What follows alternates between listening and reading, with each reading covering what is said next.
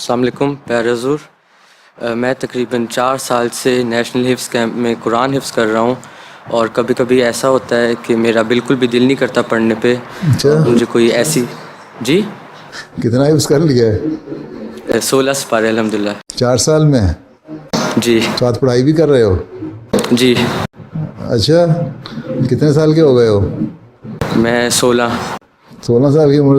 قرآن شریف تو حفظ کرنے کے لیے 12 سال سے پہلے کر لو تو حفظ ہوتا ہے، اس کے بعد تو کہتے ہیں حافظ کو بڑا مشکل ہو جاتا ہے.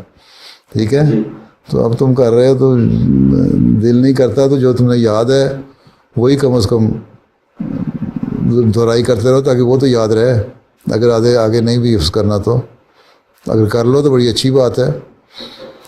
اور ربی اشرح لی صدری و یسر لی امری کی دعا پڑھتے رہا کرو.